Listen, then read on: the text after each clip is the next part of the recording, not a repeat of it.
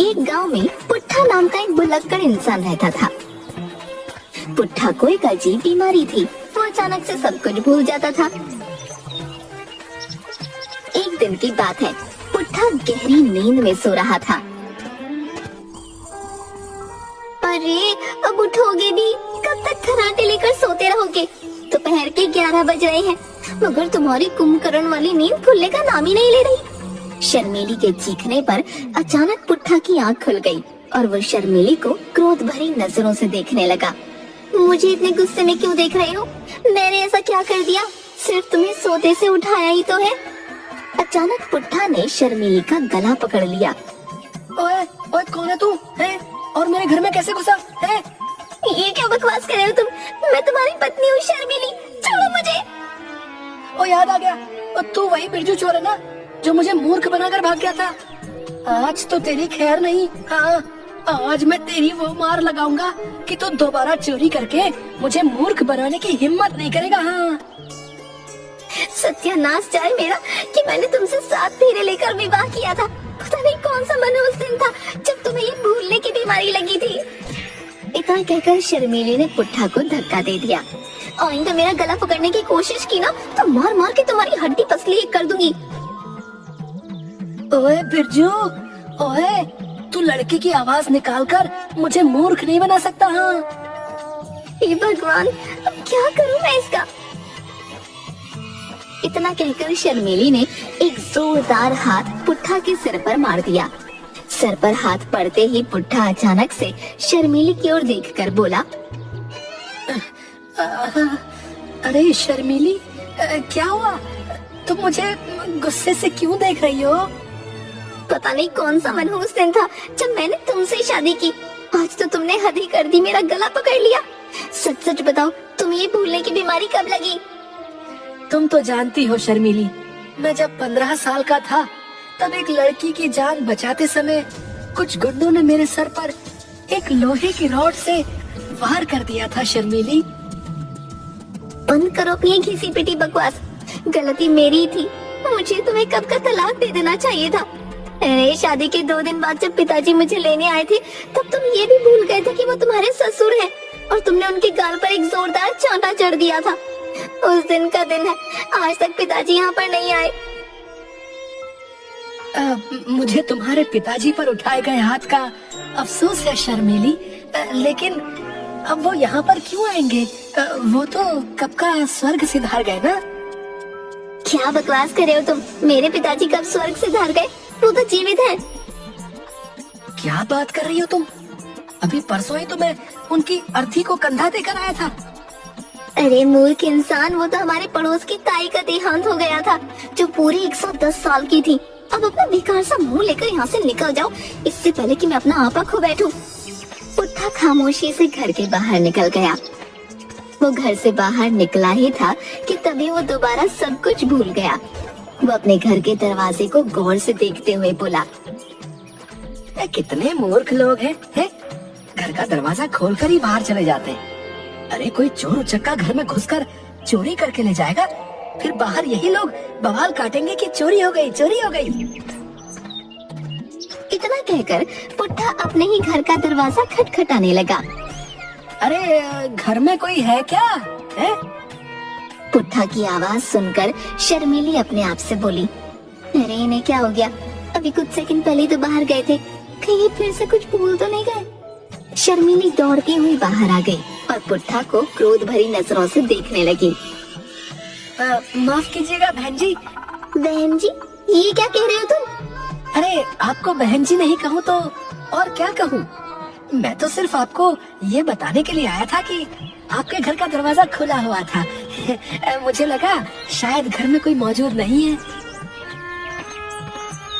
इतना कहकर पुट्ठा वहाँ से चला गया और शर्मीली अपने दोनों हाथों से अपना सर पीटने लगी। पुट्ठा सीधा बाजार गया। अचानक पुट्ठा की नजर गांव के मुखिया और जग्गी पर पड़ी। पुट्ठा सीधा गांव के मुखिया के पास चला गया। क्या हाल है मुखिया जी? मुझे आपसे जरूरी बात करनी है। अरे लगता है इस भुक्कड़ की याददाश्त इस समय सही है, इसीलिए मुखिया कहकर संबोधित कर रहा है। क्या बात है पुट्ठा, आज तू बड़ा चिंता में नजर आ रहा है। बात ये है मुखिया जी, आप तो जानते हैं कि जब से मुझे बिरजू चोर ने मूर्ख बनाया ना, तब से मेरी जिंदगी खराब हो गई है। अरे पुट्ठा, तू ये बात कब समझेगा कि बिरजू ने तुझे मूर्ख नहीं बनाया, बल्कि तेरी भूलने की आदत ने तेरी जिंदगी को हराम कर रखा है रे। अरे बेचारा बिरजू चोर तो पर्स लेकर भाग रहा था, तुझे क्या जरूरत थी है बिरजू चोर का पीछा करने की। ऊपर से जब पुलिस वाले ने तुझे पकड़कर बिरजू चोर का पता पूछा तो तू भूल गया और तूने पुलिस वाले के ही गाल पर यह जोर से चाटा जड़ दिया रे। तभी मुखिया के बगल में खड़ा हुआ जग्गी मुखिया के कान में धीमे से बोला, मुखिया जी, पुट्ठा को समझाने मत बैठिए, कहीं ये फिर से भूल गया तो हम दोनों के लेने के देने पड़ जाएंगे। आप तो जानते हैं ना, पुट्ठा का गुस्सा, उसके गुस्से के आगे कोई नहीं टिक पाता मुखिया जी। तुम सही कह रहे हो जग्गी।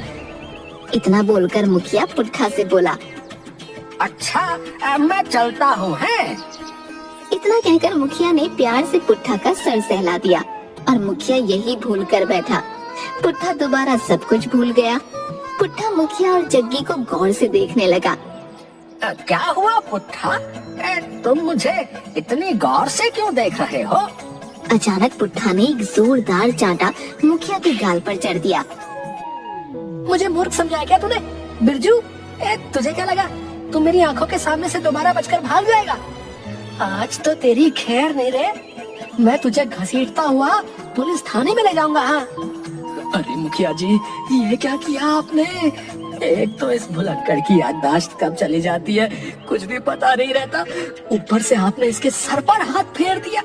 अरे अरे अरे, ये तो इसका छोटा मगज है, अब तो आपको ईश्वर ही बचा सकता है। तभी पुट्ठा जग्गी की ओर देखकर बोला, थानेदार साहब, यही है वो बिरजू चोर जो पर्स चुरा कर भाग रहा था, इसे गिरफ्तार कर लीजिए। अबे भुलक्कड़ आदमी, मेरी समझ में ये नहीं आता कि तू इस गांव में पैदा ही क्यों हुआ रे? अबे जिस बिरजू चोर की तू चोरी की बात कर रहा है ना, उस घटना को तो 1 साल हो गया है, लेकिन तू सब कुछ भूल जाता है, बस यही बात नहीं भूलता। कभी कभी तो मुझे लगता है कि तू बस नौटंकी करता है। क्या बकवास कर रहे हो तुम हैं? क्या तुम थानेदार नहीं हो? अरे नहीं रे, मैं थानेदार नहीं हूँ।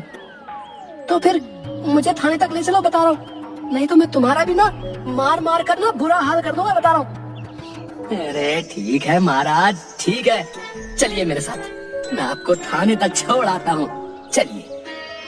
जग्गी की बात पर मुखिया जग्गी से बोला, अबे मूर्ख आदमी, है ये क्या कर रहा है तू?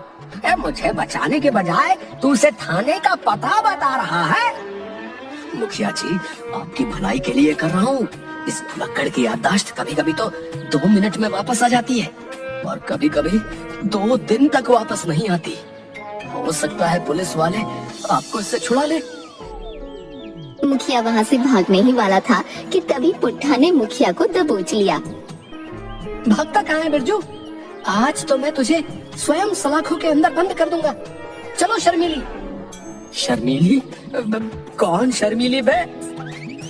अरे तुम्हारा नाम शर्मीली, मैं तुमसे बात कर रहा हूँ, क्या तुम शर्मीली नहीं हो? लगता है आज इसका दिमाग पूरी तरह से खराब हो चुका है, इसे पुरुष और स्त्री में अंतर ही नजर नहीं आ रहा है। इसे थाने ले जाने में ही भलाई है।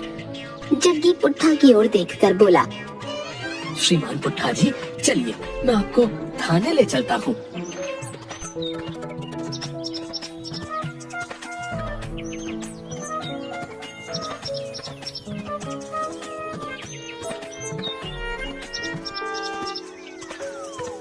कुछ ही देर में पुट्ठा मुखिया को लेकर थाने के अंदर थानेदार के सामने खड़ा हुआ था। मुखिया को देखकर थानेदार कुर्सी से उठकर हाथ जोड़ता हुआ बोला, नमस्ते मुखिया जी, आपको यहाँ आने की क्या आवश्यकता थी? आप मुझे बता देते, मैं स्वयं आपके घर आ जाता। और आपको इसने पकड़ के रखा है। अरे वो सब छोड़ो थानेदार साहब, अरे पहले मुझे भुलक्कड़ से बचाओ भाई।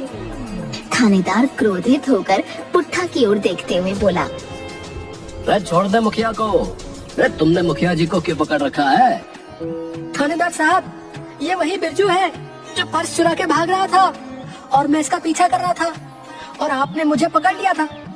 मैं उस वक्त भूल गया था, अब मुझे सब कुछ याद आ गया। इसे गिरफ्तार करके जेल में डाल ही दीजिए। अरे तेरा दिमाग तो सही है। अरे तू मुझे कौन सा थानेदार समझ रहा है भाई? अरे थानेदार साहब, ये आपको पुराना वाला थानेदार समझ रहा है, जिनकी पोस्टिंग आपसे पहले थी। अरे मेरी समझ में नहीं आ रहा कि आखिर यहाँ सब कुछ क्या हो रहा है। आखिर ये क्या चल रहा है भाई मेरे थाने में? जग्गी, जो काफी देर से चुप था, एक ही सांस में उसने थानेदार को पुट्ठा के भूलने की आदत बता दी। अच्छा, तो ये बात है। अरे तो ऐसे किसी पागल खाने में भर्ती कराओ है? इस तरह की भूलने की बीमारी तो मैंने सिर्फ गजनी फिल्म में देखी थी। वास्तविकता में भी ऐसा ही होता है क्या? अरे कहीं इसके सर पर किसी ने रॉड वॉड तो नहीं मार दी थी? थानेदार साहब, पुट्ठा का भी यही कहना है कि जब ये 15 साल का था तब कुछ लड़के किसी लड़की को छेड़ रहे थे। इसने बचाने की कोशिश की तो एक लड़के ने इसके सर पर रॉड मार दी। तब से ऐसे ही भूलने की बीमारी हो गई है। क्या? अरे क्या तुम सच बोल रहे हो? इतना कहकर थानेदार पुट्ठा की ओर देखकर बोला। अरे मैं तुम्हें आखिरी चेतावनी देता हूँ, अरे मुखिया जी को छोड़ दे। मगर थानेदार की बात का पुट्ठा पर कोई असर नहीं पड़ा। थानेदार ने एक जोरदार चांटा पुट्ठा के सर पर दे मारा। चांटा पड़ते ही पुट्ठा की याददाश्त दोबारा वापस आ गई, मगर आधी अधूरी। शर्मिली, मुझे क्षमा कर दो, मैंने तुम्हारा गला पकड़ा। तुम तो जानती हो कि मुझे भूलने की बीमारी है और मैं स्वयं इस बीमारी से परेशान हूँ। अरे ये क्या बकवास कर रहे हो तुम? कौन शर्मिली? तुम ही तो मेरी शर्मिली हो, मेरी पत्नी। पुट्ठा की बात सुनकर थानेदार का खून और खौल उठा। वो तुरंत रिवॉल्वर निकालकर मुखिया की ओर देखते हुए बोला। अरे इसे यहाँ से ले जाओ मुखिया जी।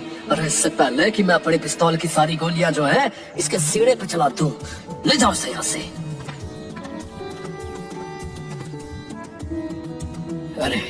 अरे बाहर से मुझे 2 डिस्प्रिन की गोली ला कर दो भाई। अरे मेरा सर दर्द के मारे फटा जा रहा है। अरे मेरी समझ में नहीं आता कि तुम इस गजनी को झेलते कैसे हो भाई। अरे इसे किसी पागल खाने में भर्ती कराओ। अरे वरना ये किसी दिन अपरिचित बन जाएगा भाई और सबका जीना आराम कर देगा। मुखिया पुट्ठा को लेकर उसके घर पहुंच गया। नमस्ते मुखिया जी, ये आपके साथ क्या कर रहे हैं? शर्मिली, अरे तुम्हारे पति ने सबसे पहले तो मुझे पीटा और मुझे पकड़कर थाने ले गया, और तो और इसने 2 मिनट में थानेदार का पूरी तरह से दिमाग खराब ही कर दिया। थानेदार ने तो क्रोधित होकर रिवॉल्वर भी निकाल ली थी भाई। वो तो अच्छा हुआ कि मैं इसे यहाँ पर ले आया। अरे तो यहाँ पर क्यों ले आए? थानेदार से बोल देते कि सारी की सारी गोलियां इनके ऊपर चला देते, तब जाकर मुझे खबर सुनाते कि तुम्हारे पति को थानेदार ने गोलियों से छलनी कर दिया। मुखिया जी, मैं सारे गांव में लड्डू बांटती। कैसी पत्नी हो तुम है? अरे तुम्हें शर्म आनी चाहिए भैया ऐसी बातें करते हुए। अरे पुट्ठा जैसा भी है तुम्हारा पति है, सुहाग है तुम्हारा, और तुम अपने पति के बारे में ऐसी उल्टी सीधी बातें कर रही हो, बताओ। मुखिया ने इतना कहा ही था कि तभी पुट्ठा ने एक जोरदार चांटा मुखिया के गाल पर जड़ दिया। तुम्हें शर्म नहीं आती अपनी पत्नी से इतने बुरे अंदाज में बात करते हुए? ये क्या बकवास कर रहे हो तुम पुट्ठा? अरे ये तुम्हारी पत्नी है भैया, मेरी नहीं। पुट्ठा ने दोबारा मुखिया के गाल पर चांटा जड़ दिया। मूर्ख आदमी, तुझे अपनी जुबान से ये अल्फाज कहते हुए जरा भी शर्म नहीं आई? अरे मैं तो एक सन्यासी हूँ, एक साधु हूँ। मैं आजीवन अविवाहित रहने का प्रण ले चुका हूँ, और तू अपनी पत्नी को मेरी पत्नी बता रहा है, निर्लज्ज। पुट्ठा की बात सुनकर शर्मिली का गुस्सा 7वें आसमान पर पहुंच गया। ये भगवान, आज ने क्या हो गया? इससे पहले कभी इतना खतरनाक भूलने के दौरे तो कभी नहीं पड़े इन्हें। इतना कहकर शर्मिली ने पुट्ठा के सर पर कस के घूंसा मारा। घूंसा पड़ते ही पुट्ठा की याददाश्त वापस आ गई। शर्मिली, तुम मुझे इतना क्रोध से क्यों देख रही हो? अरे मुखिया जी आप, शर्मिली क्या तुमने मुखिया जी को चाय पिलाई कि नहीं? ईश्वर का लाख लाख शुक्र है भैया कि तुम्हारी याददाश्त वापस आ गई भैया। तभी वहाँ पर पुट्ठा के चाचा हुकुम सिंह आ गए। हुकुम सिंह दूसरे गांव के सरपंच थे। कैसी हो बहू? आज बड़े सालों बाद मुझे अपने भतीजे की याद आ गई। सोचा कि इससे मिलने चला आऊं। अरे चाचा जी, अपने भतीजे को अपने साथ ही क्यों नहीं ले जाते? आज तो आपको मुझे बताना ही पड़ेगा कि इन्हें भूलने की बीमारी कैसे लगी। शर्मिली सही कह रही है। ये पुट्ठा हमेशा यही बताता है कि जब वो 15 बरस का था तब कुछ लड़के लड़कियों को छेड़ रहे थे और पुट्ठा उन्हें बचा रहा था, और एक लड़के ने जो है लोहे की रॉड जो है इसके सर पे दे मारी। तब से इसकी याददाश्त जो है अचानक से चली गई। लेकिन चाचा जी, पुट्ठा के सर पर तो चोट के निशान तक नहीं है, बताइए। मुखिया की बात सुनकर सरपंच जोर जोर से हंसते हुए बोला,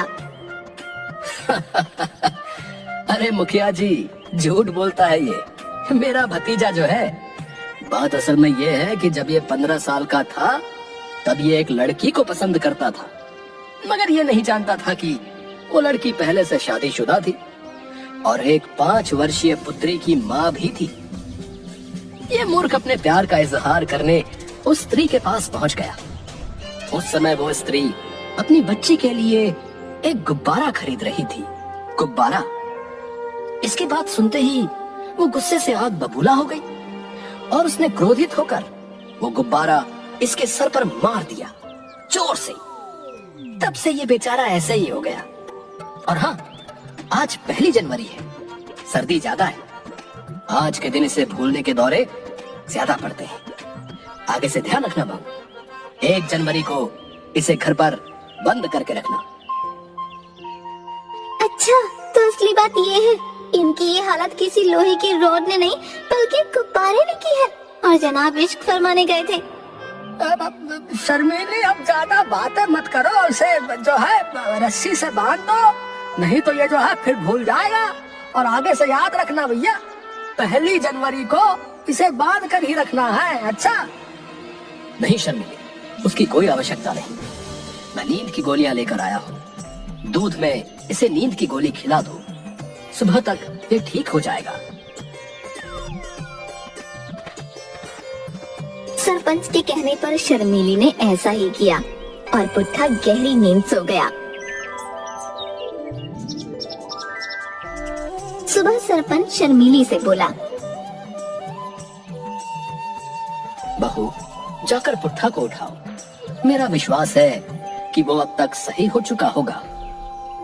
सरपंच के कहने पर शर्मिली पुट्ठा को जगाने लगी। अजी सुनते हो, सुबह हो चुकी है, उठना नहीं है क्या? शर्मिली की आवाज सुनकर पुट्ठा उठकर शर्मिली और सरपंच को गौर से देखने लगा। अजी ऐसे क्या देख रहे हो? कैसी हो नंदिनी? मैं तुम्हें कब से ये बोलने के लिए जो है तड़प रहा हूँ कि मैं जो है तुमसे ना सच्चा प्रेम करता हूँ। नंदिनी, क्या बकवास कर रहे हो तुम? अरे लगता है ये उस नंदिनी की बात कर रहा है जिसने इसके सर पर गुब्बारा मारा था। पुट्ठा सरपंच की ओर देखकर बोला, तुम तो नंदिनी के पति हो, हैं? तुम्हारी वजह से नंदिनी ने मेरे सर पर गुब्बारा मारा था, याद आ गया मुझे। इतना कहकर पुट्ठा उठकर खड़ा हो गया और अपने चाचा पर मुक्कों की बौछार कर दी। शर्मिली ने पुट्ठा का हाथ पकड़ लिया। ये क्या कर रहे हैं आप? आपको शर्म नहीं आती अपने चाचा को मारते हुए? मुझे छोड़ दो मुखिया जी, ये नंदिनी का पति है, इसी की वजह से नंदिनी ने मेरे सर पर गुब्बारा मारा था। हाँ। अरे मैं मुखिया नहीं, तुम्हारी पत्नी हूँ। अरे अरे अरे अरे अरे अरे अरे इसे कुछ दिनों के लिए बांध दो बहू। अरे मैं जा रहा हूँ और अब कुछ साल बाद ही आऊंगा, तुम ये झेलो। सरपंच वहाँ से बोरिया बिस्तरा उठाकर भाग गया और शर्मिली अपना सिर पकड़कर बैठ गई।